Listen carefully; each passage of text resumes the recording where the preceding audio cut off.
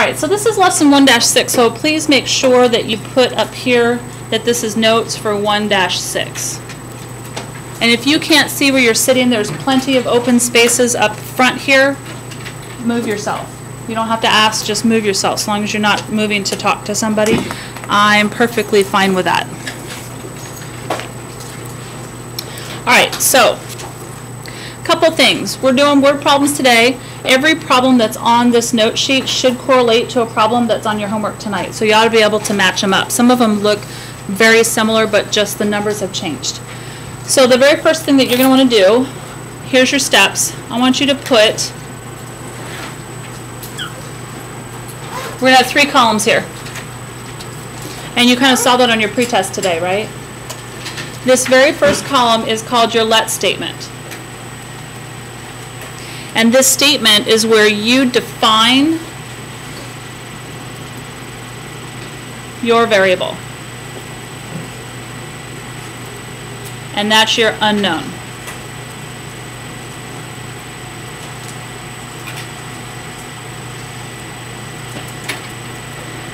So because we're working with a lot of physics formulas in this particular section, you're going to have to look to see what things in the formula they've given you and what you don't have. And you can put all of that here. You can put what they gave you and what they didn't give you here. And I'll show you in a minute. Then this middle part is for you to write an equation to solve,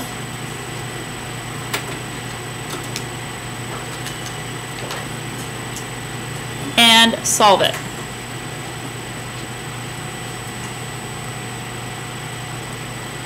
So for our purposes today, you're going to use the formula as your equation to solve, and you're just going to plug into that formula what you know, and you're going to use your algebra to solve it right here in that middle column. And then this last column is where you are going to answer the question,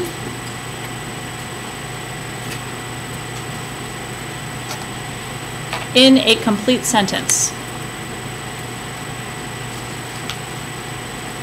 Nowhere in an English sentence are you allowed to have an equal sign. So if they're asking you to find the weight of an object given, you cannot say W equals and then the number, because number one, that's not a sentence answer. So you're going to restate the question as an answer. So if you look at part A, question A, find the weight of an object given, your answer is going to usually have this word here. You're going to sound very authoritative. Therefore, you're going to use the word therefore. Therefore, the weight of an object is, and then you'll give your answer. So for right now, pretty much if you solve for your unknown, it's going to answer the question. As we go further along in algebra this year, just because you solve for your unknown doesn't mean that you're going to actually answer the question. You're going to have to take that unknown and plug it someplace in to actually answer that question. But we're just going to work on the format. All right, so let's look at part A.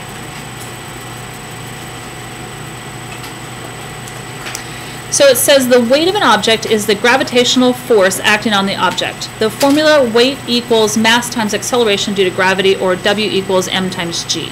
Find the weight of an object given. Part of the problem with science is that a lot of the words in here or the sentence in here, it's confusing just in how it's written. Am I right? What do we care about? Don't we just care about that right there? W equals m times g. So long as you realize that W is weight, m is the mass, and g is acceleration due to gravity. That's all that you have to know. Look at the information that they gave you. They gave you m, and they gave you g. So in your 3 columns, so split, you are going to let, and yes, I do want you to use that word let. It forces you to remember what it is you're doing. So we're going to let, and I'm going to go in the order of the formula. Did they give me W? Did they? Did they give it to me? Nope. So I'm going to let W equal weight, and I'm going to actually tell in my let statement what it represents. W is weight, and that M is equal to 57, and there's no units of measure here, so don't worry about your units of measure if they're not there for this particular exercise. And then G is equal to 5. What's going to be my equation to solve? Stephanie? Bless you. Weight equals 57.5. Yeah, but exactly. For this exercise though, because I am giving you a formula, I do want you to start with that formula, W equals mg, and then we are going to replace in that formula the variables that they have given you. So we're going to use substitution. And so she's right, W equals, and then in parentheses, my mass is 5, my gravitational acceleration is also, my mass is 57, my gravitational acceleration is 5. So we take the story out of the problem and just look at the equation. What do you have to do there? Just multiply. So go ahead and multiply.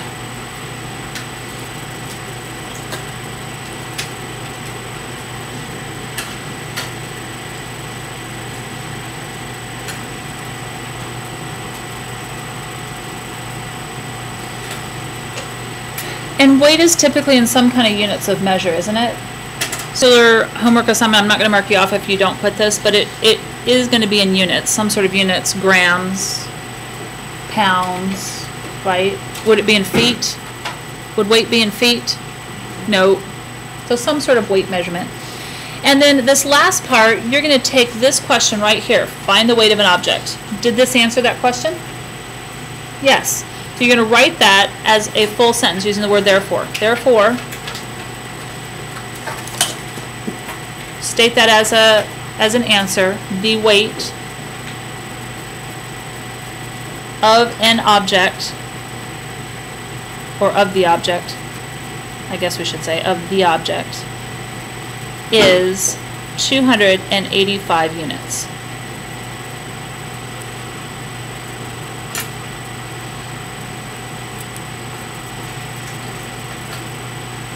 Okay, not so bad. But the next example gets a little bit more confusing only because the formula is weird looking. What's that little triangle thing represent?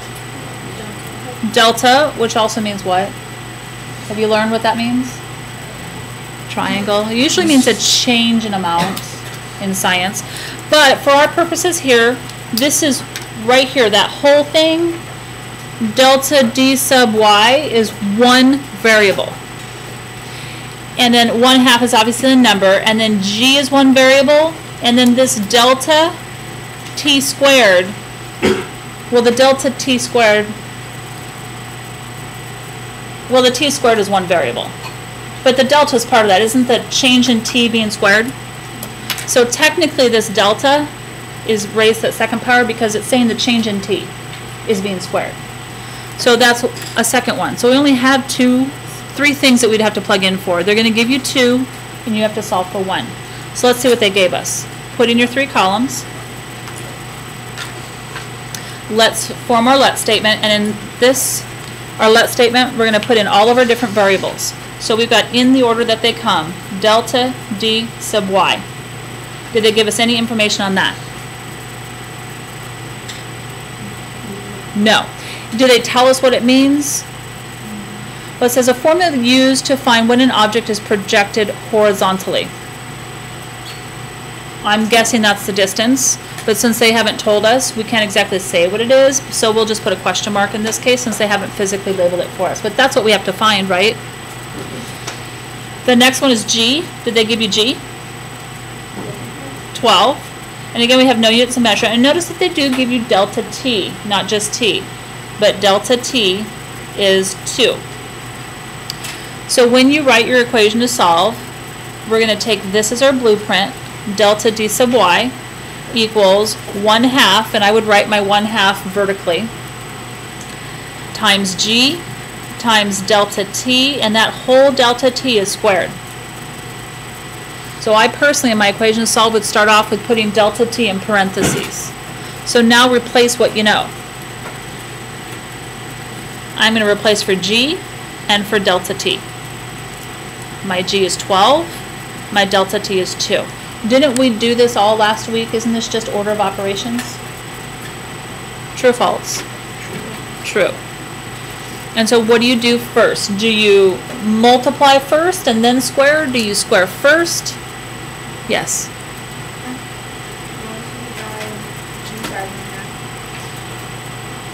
Oh, actually no. You do the exponent first. Right. So order of operations, please excuse my dear Aunt Sally, please is parentheses. If there was any operation inside these parentheses that I could do, I would. There isn't. Then comes excuse exponents. So we do have to do that first. So do that first. And we get 1/2 times 12 times 4, right? Then all you have left is multiplication. You can choose to multiply in whatever order you want to. If I have 1/2 here, I'm going to choose, and you don't multiply the 1/2 to the 12 and the 4. Only one of them. So only multiply two things at a time. You can multiply 12 times 4, which is 48, and take half of that. Or you could take half of 12, which is 6, and multiply that to the 4, which is 24. Could you take half of 4, which is 2, and multiply it to 12? All of those responses should give you 24. So I would not multiply 1/2 to anything that's not even, because multiplying by a half really means you're dividing by 2. So technically we go from left to right, so technically we should do that first. So we get 6 times 4, which is 24. Does that answer the question? Yeah. So therefore,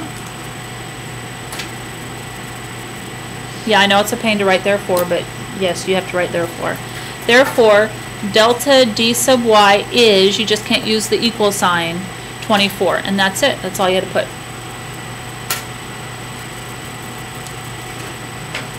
I'm going to do one more, and then, well, I'll do two more.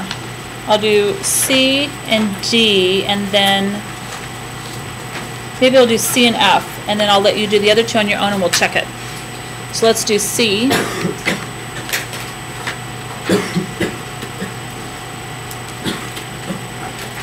So there's your three columns. To calculate the average velocity, we use the formula displacement over elapsed time, or this is your average velocity, the difference d sub f minus d sub o, that's original minus final, so where you start originally, where you end up final, divided by, this must be original time and your final time. That's what I'm guessing. So the d sub f and the t sub f are the final position and the time respectively. The d sub o and the t sub o, that's your original time. All right, so what they want you to do, this is really the whole thing. Find the average velocity. So far you haven't had to solve anything, you're just doing order of operations. So in your let statement, list out all of those items.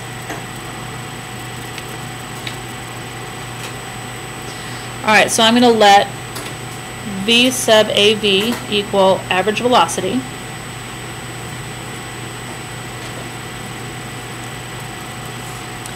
And then we have D sub F is equal to 45. D sub O is equal to 21. T sub F is 8. And oops, that's supposed to be a T.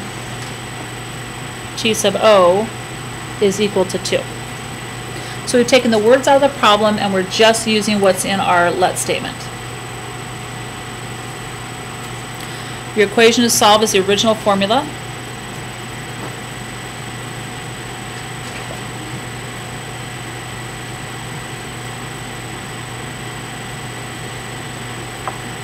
So those sub F's and O's mean absolutely nothing other than there's a difference between the two D's. One's original, one's final. Then if I were you, I would rewrite that original formula, but with no variables in it. Just like we did with the slope formula. This is really no different than your slope formula. So then start inputting all the values here that we have. So D sub F right here is 45. D sub O comes next, and that's down here at 21. T sub F is 8. And T sub O is 2. So you finish that up algebraically. Do the math.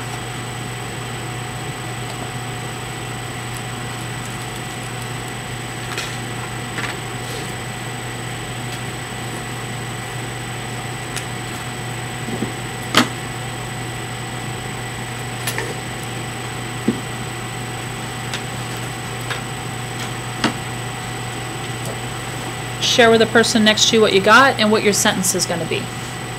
So talk amongst yourselves. And then talk about the sentence also. Everybody should talk to somebody. Janelle, are you done with that? I'm going to bring it up here.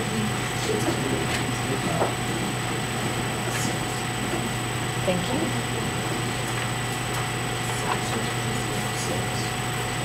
All right, so what did we get? I got 4 from that half of the room. What'd you all get? 4. Okay, so we all agree it's 4, right? Was the math that hard to get to it? If you take away the scary looking variables that they like to use in science, it's not that difficult. And so right now I'm not asking you to do a whole lot of algebra. I'm just asking you to use order of operations. And so how am I going to answer this as a complete sentence? What I've highlighted is the question. Find V sub average. Somebody other than Stephanie. If I have to call on you, I will. Alrighty then. How about Tatiana? What's your sentence? Therefore, the average velocity is 4. There you go. Therefore, the average velocity is 4. Could you have put therefore V sub AV is? Yeah, you could have put that too. Because they did say find V sub AV. If they had said find the average velocity, then you would have written that in your sentence. Yes? You still want units after all of them, right? This one, no, not necessarily, because this one's velocity. So isn't speed in terms of a distance per time? So you could put units per time, but we don't know what they are because they gave us none of that. So I wouldn't worry about the units right now because they haven't given them to you. All right, so let's flip this, and we're going to look at F. We're going to skip down to F. And the only reason why I chose that one is because it's a little bit more difficult formula. So put in your 3 columns. What are the only variables that you see in this formula? I see an X. What else? B, A, and C. That's it. And it says to find the solutions to quadratic equations we use. You are going to use this formula and you will learn it by heart in the second semester. But for right now, the question says find the solutions. Isn't that the question? Doesn't that mean X? Didn't they say that to find the solutions we use this formula? So that means that X is the solutions. So let X equal the solutions. And then we've got A equals, B equals, and C equals. And they've given us values. A is 1, B is 8, and C is 16. So don't let the fact that it looks complicated make you not even try the problem. Go ahead and write out the original formula. X is, and it's really read not negative B, it's the opposite of B. So X is the opposite of B, plus or minus the square root of B squared minus 4AC all over 2A. We'll sing a song to it later. Oh, do you? Good. Then you're going to input into this. So I would suggest that you put substitution parentheses wherever you see an A, a B, or a C, because I'm going to rewrite this formula without the A, B's, and C's in there, just the parentheses. And notice that I put parentheses on the opposite of B on only the B. The negative will still stay out in front of it.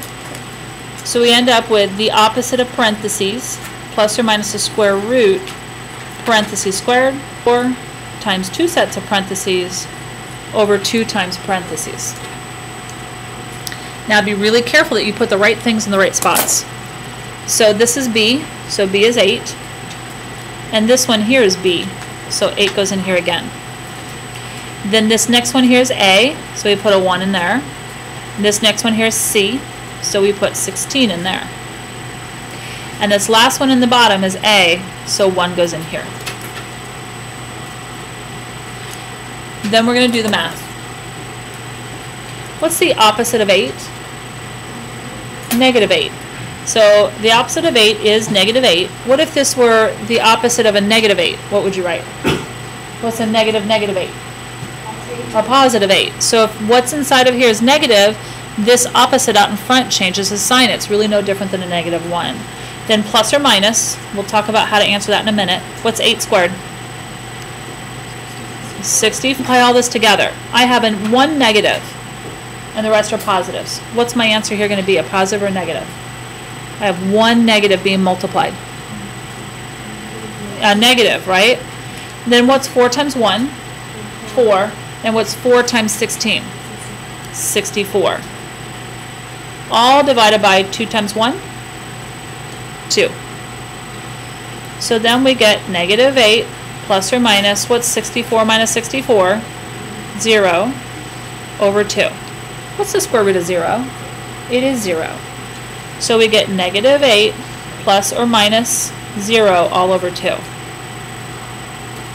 This really means negative 8 plus 0 divided by 2 or negative 8 minus 0 divided by 2. That's what that plus or minus means. It breaks it up into two different answers.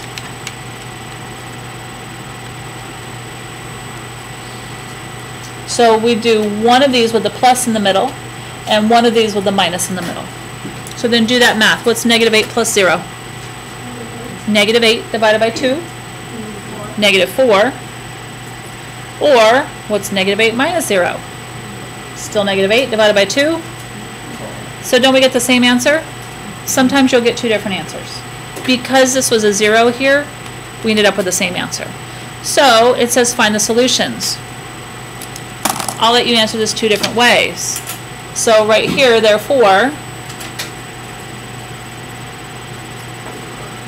the solutions, you can either put solution is negative 4 or these solutions are negative 4 and negative 4. You can either show both of them or you could just show that it's one solution at negative 4. Okay, so then I want you, I'm going to let you break into groups of 4. And I'm going to have you work together in groups of 4 to come up with your answers to these ones. So I'm going to break you into those groups right now. And unfortunately I can't pause my video, so there will be a great big blank space right there. Alright, so you 3 work together. You 4 work together. Actually, can you come up and work with them and do 4? And then you 3 will work together. You 3, you 4. You 3 will work together. So go ahead and work up now. And then you 4. You like it, so you 4. And then you 4. So can you change these one place to get the 4 of you together? That'll work. And then you 4. Right there. And then so you 2 work together and you 3 work together. So you're the only 2. It's because you're brilliant. Alright, so go ahead and work on those 2 and come up with your solutions. If you need help, I will come around and help you. Don't forget your columns.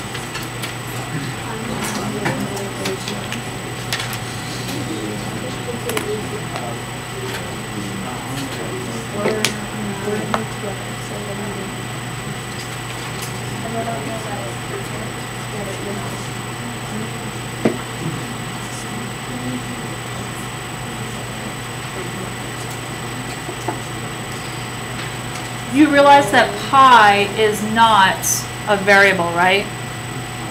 Pi, there's that pi symbol on D, right? Pi is not a variable. So leave pi in your answer. Don't change it to 3.14. Just leave your answer in terms of pi.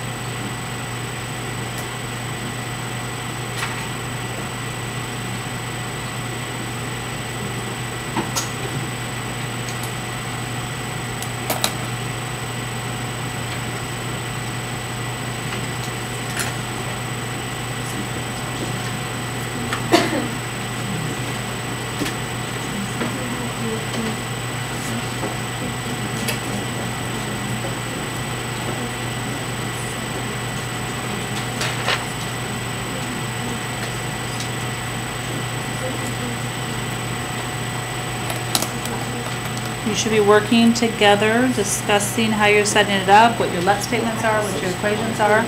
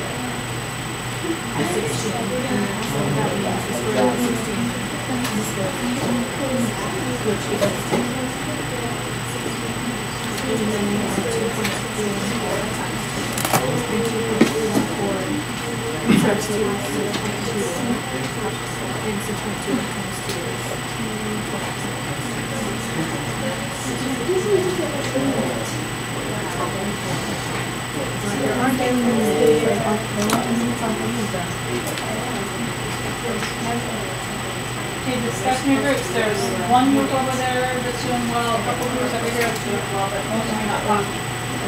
Chat, chat, chat.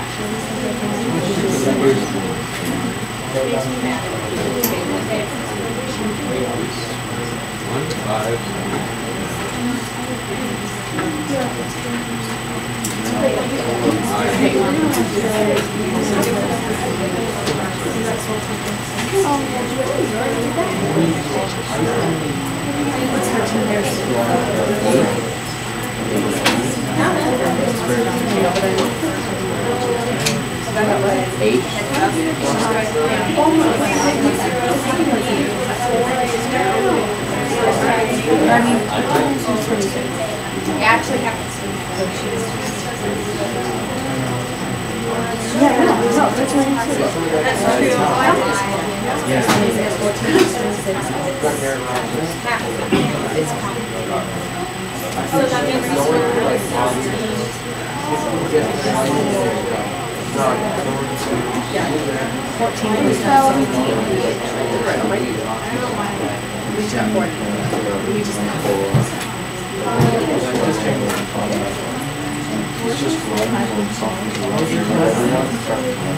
All right, how are we doing? Are we done? Almost. Okay, a couple minutes. There's discussion answers yet? There's no, we're done.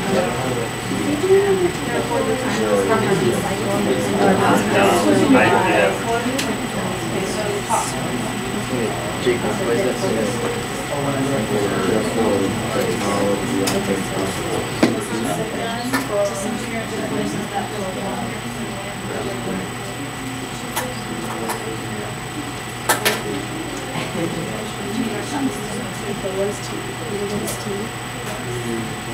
So this is your list.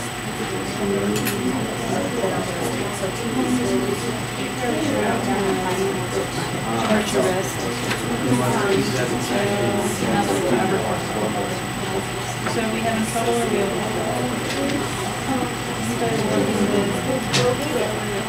Are we all talking to each other?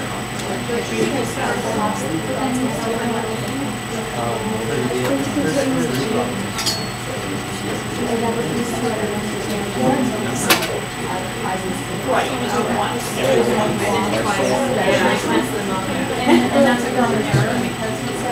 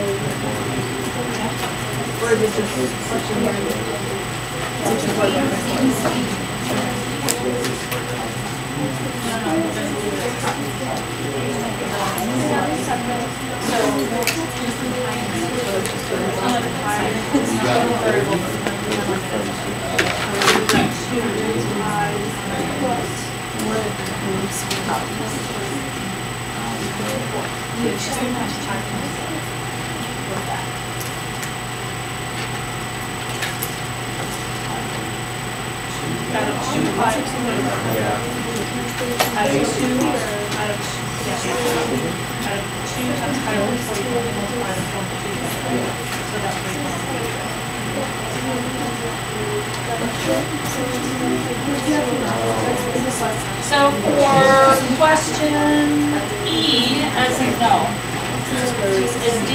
So for question D, you should have pi as part of your answer. Something pi. Like a number pi. Don't change pi to 3.14. So what happened to your pi? So see that pi there? Leave it as pi. And then square root of 16 was 4. So we don't want to have 4 underneath there. Because wasn't it, so you had L is 64. You had 64 divided by 4, so you're going to do that, right? And so then here you have 2 times pi times square root of 16. Right, so this should be 2 times pi times square root of 16, which is square root of 16. Then what do you do with 2? Number of times itself, which is 16. So then you end up with 2 times pi times 4. What's 2 times 4? 8 pi. So you should have 8 pi. So you should have 8 pi. Alright, so let's stop. Stop where you're at. And let's look up here. Question?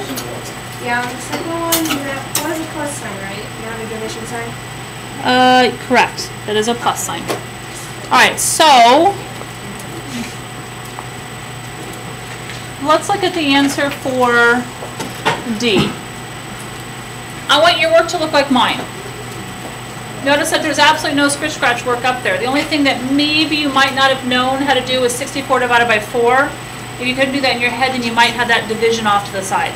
But all I did was start off with the original formula. There's what your let statement has to look like. Each of the letters is listed out. And then I replaced L with 64 and G with 4. What's 64 divided by 4? 16. So then I wrote everything out exactly as it is. The 2 times the pi didn't change. What did change was underneath the radical, we got 16. Then you're going to actually perform that square root. What's the square root of 16? 4. Once you perform the square root symbol goes away. You only do it once. And then out of here, what's the only thing that you can multiply together? The 4 and the 2. So 4 times 2 is 8. The pi doesn't go away. Do not convert pi to 3.14. So your answer is therefore, the time for one cycle of the pendulum is 8 pi units, whatever it would be. Alright, and here's E as in Edward. A little bit more complicated. But again, I just started off with the original formula. I listed out in my let statement all of what the different letters mean. I placed V sub I with 7, T with 2 here, and isn't that 2 raised to the second power? Everybody's listening. TJ, thank you. And then 7 times 2 is 14. And then here you have to raise this 2 to the second power and make it 4 before you do anything else. I chose to multiply the 4 to 1/2. In other words, take half of 4 because 13 is not even. So I took half of 4 and I got 2. Then 13 times 2 is 26. Then you can add the 26 to the 14 and you get 40 units. So therefore the vertical displacement is 40 units. Any questions on that? Okay, your homework is only 14 questions.